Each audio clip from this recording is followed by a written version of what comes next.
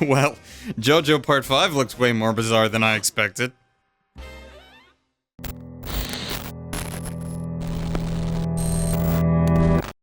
Mahou Shoujo Ore is a meta-comedy anime focusing on and attempting to make humorous commentary on the main genre's tropes and popular themes. It stars a young girl who desires to be both a stereotypical pop idol, but also a magical girl who fights evil, only to eventually be given that chance, start up her transformation sequence, and turn into a dude. This is not the first time that the magical girl genre has done gender bending. In true The Simpsons did it style for the genre, Sailor Moon covered this back with the Sailor Starlights in the 90s, and even more recently there was that magical boy anime, Cute High Earth Defense Club Love, that quickly arrived and just as quickly was forgotten about. The selling point for Magical Girl Ore is how much the meta commentary on the genre will get lost on you or not. Here's an example. In episode 1, we have the main pair of female characters singing a song that's basically an off-key ripoff of the Cutie Honey theme. It's not exactly the theme, but, you know, that's what they were going for. But if you don't get why that's at least interesting, if not downright hilarious, then this show probably won't be for you. That is not saying that there is nothing irredeemable about this series to a non-fan of the genre or a casual fan. Its jokes thus far are not limited specifically to the genre. Having the main character run out the door with an entire plate of food instead of just a piece of toast in her mouth is something that most anime fans will understand.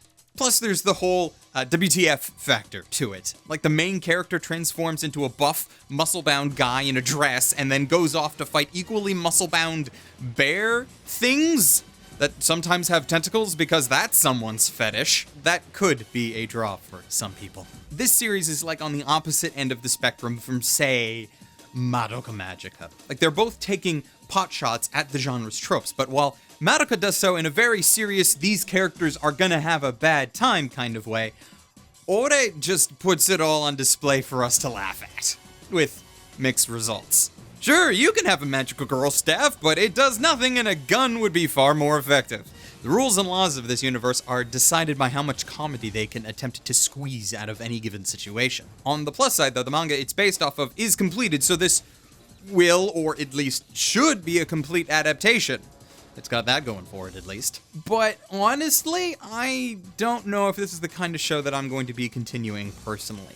Like, I might have to from a scholarly standpoint, because I've been making it a thing to watch a bunch of magical girl anime because it's one of my favorite genres, and I even run a panel about its history at conventions sometimes, but that's more of a work thing. If I was watching this purely for pleasure, I might only try out another episode or two to see if it starts to reuse gags at all, which for me is a major turnoff for comedy anime. But we'll have to see in a couple of weeks. Why a couple of weeks? Well, because apparently Crunchyroll got this show 2 episodes early. Japan hasn't even aired these episodes yet, so that's a thing. But also, if you want more, that means you're just gonna have to wait until they come out in Japan. Like every other series, we just need to wait for Japan to catch up. Perhaps whatever enthusiasm I have for this series will be gone by then, and I'll just drop it entirely.